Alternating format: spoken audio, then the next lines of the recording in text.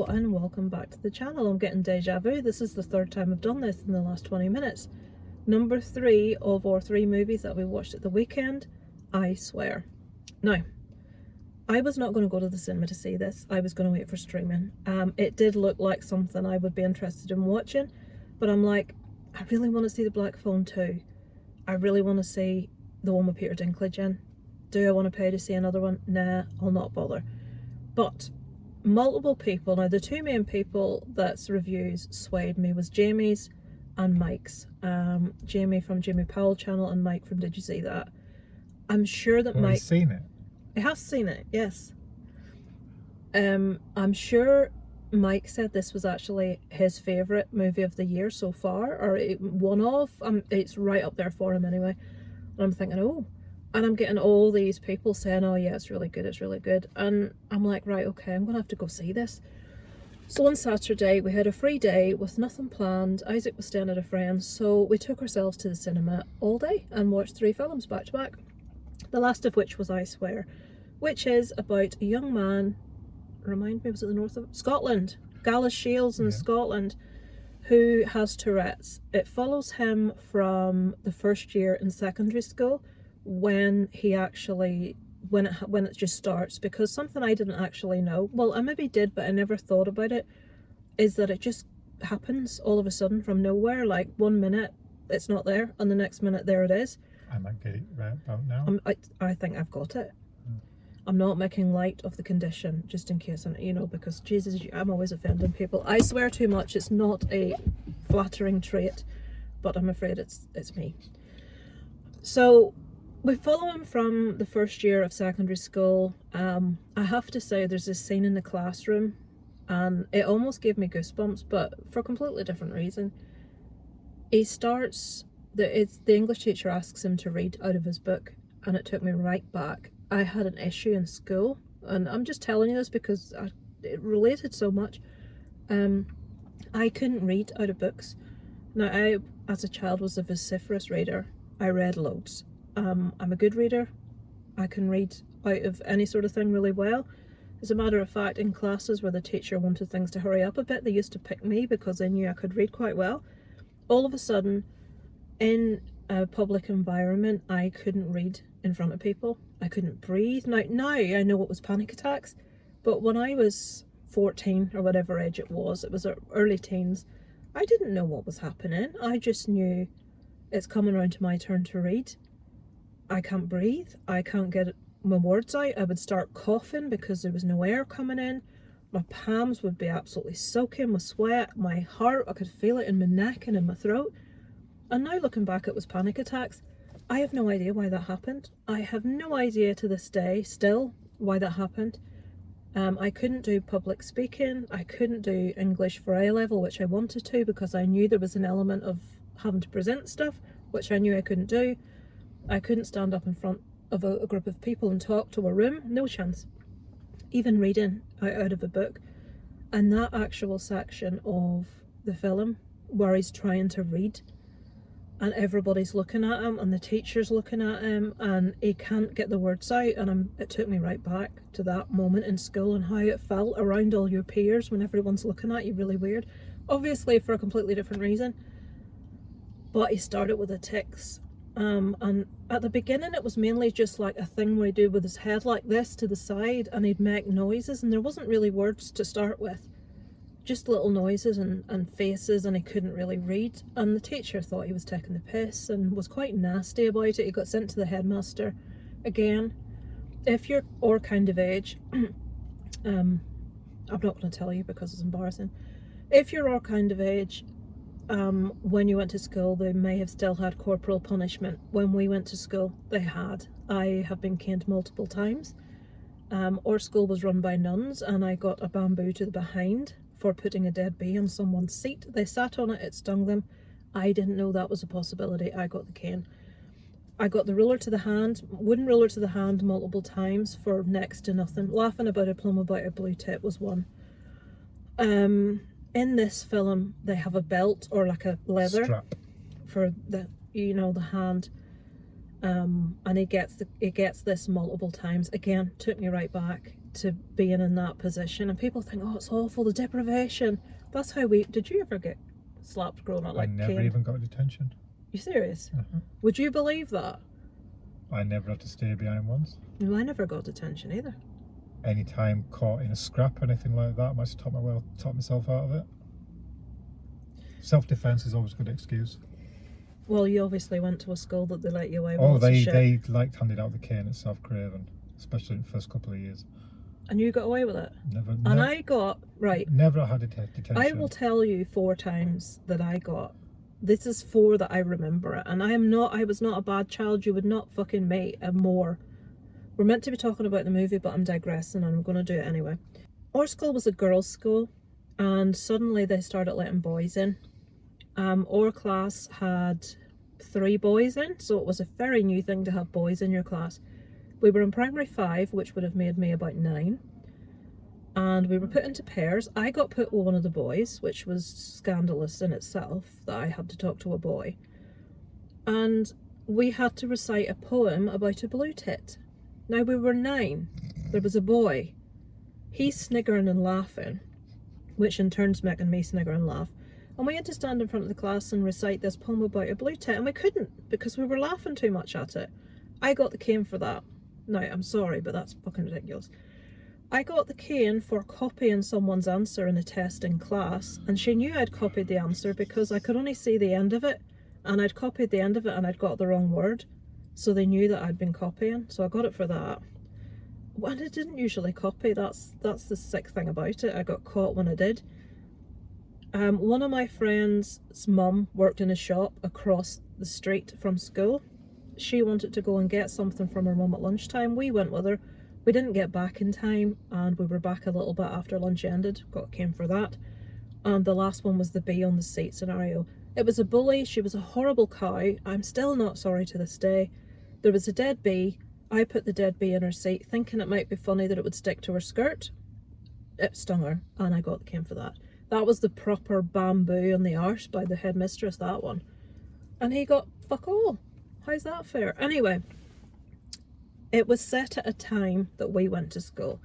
It felt exactly like it was when we were at school. How it is now, when we've interacted with teachers of Isaacson, completely different kettle of fish. Kids are allowed to have their own personalities now, and I think in some cases it's a bit too soft in certain. I don't believe in corporal punishment, don't get me wrong. I don't think you should be smacking kids, but I think sometimes kids get away with being a little too rude and cheeky and not being respectful enough. But anyway, I digress. It's perfectly that time in school, the school atmosphere, how everything's projected, how the teachers were, how fight, yeah, fight. That happened as well. How, you know, the Tourette's started, is the sort of interactions with other kids were very. The girl he went to the cinema with, that was really funny. It's one of his first proper auditory language tics was when he went to the cinema with a girl from school that he asked on a date on the first day. This is how confident this wee lad was before Tourette's properly hit. He asked her on a date on the first day of school, and they end up going to the cinema, but her mum turns up, and that's where he has his first auditory, proper, language tic, which I'm not going to ruin for you, but that was funny. So it follows this boy. We take a skip forward in time. He was 17, and we have a skip again a bit further on. We follow him with his relationship with friends, his relationship with his parents, especially with his mother, but also some about his father. There is bits around where he's a really promising goalie at the start of the movie. Scouts coming to watch him. His father's very much, my son. I'm very proud. He's the only boy in a family of girls. It's very, I'm like I'm not half Scottish. I'm like, on my wee thing, I'm like 3/4 Irish and the rest Scottish. So a lot of the, what can you say? There's massive similarities between Scotland and Northern Ireland. Ridiculous. We're very similar people. And I feel the parents, I don't know how you felt, Darren's from Yorkshire, if you don't know, the north of England. the parents were so typical of parents back then at that time. Especially the main character. Did you feel that Yeah. way? I thought She's a typical mother. exactly, typical mum, typical dad. Everything that happened, looking back when she was older as to how she dealt and how she managed her son's Tourette's, the woman will probably, I would no doubt, she'll probably regret a lot of decisions she made and a lot of things she said. But at that time, that's how people were, and no one understood what it was like to have this illness, and a lot of people were like, is he putting it on? What's going on? And almost angry at him, like he could help what he was doing. Now, thankfully, there was a woman in it. She is the mother of one of his friends, who was a mental health nurse, who was so, I don't know what this young lad would have done. Obviously, keep in mind this is a true story. I don't know what he would have done if he didn't have her, you know, saying things to him. You know, I don't appreciate your language. And he's like, you know, been really sorry because he's sworn again. And she's like, no, we don't apologise in this house for things that we can't help. And she wasn't having a go at him because he'd just sworn. She was having a go at him because he kept apologising. And she was brilliant, and she totally, you know, raised his confidence, and he was able to go and maybe look for a job, and his mate takes him out to a club for the first time, which... You have to put spoilers at the start of this one. No, but that's not spoilery. I'm not saying what happens in any of those things. So we get to see an aspect of him trying to live a normal teenage life and as a young man, but can you really lead a normal life when you're dealing with something like Tourette's at a time when it wasn't understood? A lot of people had no idea what it even was, in a very working class northern environment, which is very, very similar to what me and Darren would have grown up with. He's in the north of England, working class. I'm in the north of Ireland, working class. This was in Scotland, and the similarities, it just felt very real to me, everything. The car's just switched off. Why is the car switched off? That's weird. There we go. I'm getting a wee bit of light. Ooh, there we go. It all felt really real to me. The school, the parents, the boy, his relationship, how he was with his mates. There is a character in it later on that he gets to know, a male character, an older male character, who is my dad's best mate. I'm sat watching it, and he's a very famous actor actually, and I've forgotten his name. He's Scottish. There's been a lot of Scottish films. And I'm watching it thinking, oh Jesus, that's Brendan. That's my dad's mate, Brendan. And it no more than like 5 or 10 minutes, Darren's like, he reminds me of Brendan. So we'd both thought exactly the same thing. He's just so stereotypical of a typical working class northern man of a certain age. A nice guy. Yeah, a nice guy, but with a potty mouth and a bit of a glint in his eye, you know, that sort. But I really enjoyed it because it was real. It's a true story. As we're watching, there's a dog in it at one point, and Darren looks at me and says, we've seen this guy before. I'm going to leave this out because it's just annoying me now. Darren recognised the dog. We watched a documentary, no word of a lie, 20 years ago about this guy. I think it was called something like There's Something Wrong with John or something like that. And it's a documentary about this guy and Tourette's, and we watched it and have always remembered it because, maybe incorrectly, we found it hilarious because there's one specific part. Now this isn't a spoiler for the movie because it's not even referenced in the movie. I was hoping it was going to be in. It wasn't. It's one that me and Darren will always remember, and any time anybody mentions Tourette's, it comes to both our mind. It shows a support group for a group of young men with Tourette's. And they're all sat in a circle like you do at AA. And they're coming out with their different tics. And if you know anything about Tourette's, you will know that... Sorry, there's a van beside me and I don't know what the guy's doing. Right, it could be in a minute. So they're sitting in this circle at this. This is the documentary, by the way. And I'll let you do the tic. I've got gay porn in the house. I've got gay porn in the house. And he's sitting in a group of males. Like, oh. It's just so random and funny. Me and Darren have always remembered it. But he has this dog in real life, this black Labrador. And what his tic does, he loves this dog with everything. It's his life, this dog.